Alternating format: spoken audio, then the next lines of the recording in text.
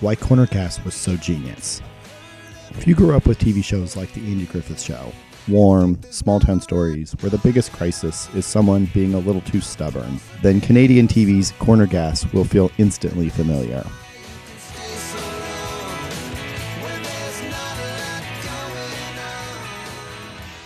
The early 2000s were loud.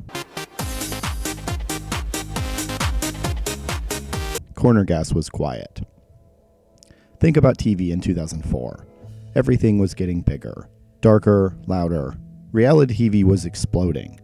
Prestige dramas were all about anti-heroes. Sitcoms were fast, sarcastic, and usually set in big cities, such as LA or New York City. And then Corner Gas shows up, a tiny Canadian comedy about a gas station in a town where literally nothing happens. It was the exact opposite of everything else on TV, and I think that's exactly why it worked then, and even still has some appeal now. A small town that felt real, not idolized. Most small town shows paint everything with nostalgia. Corner Gas didn't. Dog River isn't perfect. It's petty, it's stubborn, and it's full of people who argue about coupons and chili cook-offs. But it's also warm, familiar, and deeply human. Brent Leroy is the calm center of the town, a man who has accepted that chaos is inevitable and meets it with a shrug. Lacey Burrows moves from the city to run the cafe next door. She's the outsider learning the rhythms of a place where everyone already has a routine, and they're not changing it. Hank Yarbo is the lovable disaster, the guy with big ideas and absolutely no follow-through. Wanda Dollard is the secret genius of Dog River, using her intelligence exclusively for sarcasm and psychological warfare. Oscar and Emma are Brent's parents. Emma, the no-nonsense realist, and Oscar, who is Oscar, loud, stubborn, and always one sentence away from yelling, "Jackass!" Davis and Karen are the police officers who maintain order, mostly by accident, but with a surprising amount of heart. And here's the thing, I've never been to Canada, not once, but Corner Gas gave me a tiny glimpse, a teaspoon's worth, of what it feels like to be Canadian. Not the tourist version, not the postcard version, just the everyday rhythms of people who care about each other, annoy each other, and show up anyway. It made Canada feel familiar, even from thousands of miles away. The humor was revolutionary in its restraint. Corner Gas didn't chase punchlines. It didn't rely on shock humor or big twists. It trusted the audience to enjoy the small things. A misunderstanding, a stubborn argument, a town-wide debate about something that absolutely does not matter. It was observational humor with a Canadian twist, dry, deadpan, and delivered with a straight face.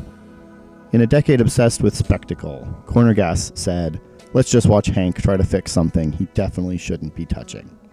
The callbacks and the payoffs were brilliant. One of the things I love most about Corner Gas is how it builds jokes like tiny domino chains. A throwaway line early in the episode, a weird comment from Hank, a petty argument between Oscar and Emma. You don't think much of it at first, but then the episode keeps circling back, adding a little more, nudging the joke forward, letting it simmer, and then right at the end, the final line drops the punchline that ties the whole thing together. It's not just a joke, it's a payoff. Corner Gas does this constantly. A small misunderstanding becomes a town-wide debate. A casual brag turns into a running gag, and a tiny detail from the cold open suddenly becomes the perfect final beat. It's comedy that rewards you for paying attention, and it makes every episode feel tight, intentional, and incredibly satisfying. It captured a national identity without trying to. Corner Gas wasn't trying to be the Canadian show. It was just Canadian. The politeness, the stubbornness, the coffee, the weather complaints, the sense of community that's half affection, half obligation. Dog River became a mythic Canadian town. Not idolized, not exaggerated, just true. And that authenticity made it almost feel timeless. It was comfort TV before we had a name for it. Today we talk about comfort shows, the ones we put on when we want to feel safe, calm, or connected. But Corner Gas was doing that before the term existed.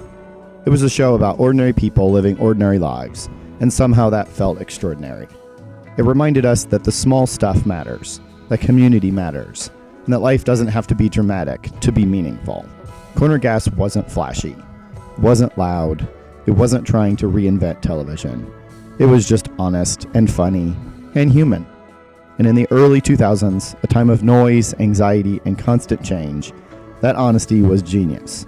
Dog River didn't just give us laughs, it gave us a place to breathe. And for me personally, someone who's never even been to Canada, it offered a tiny, wonderful glimpse of what it means to be Canadian in a small town.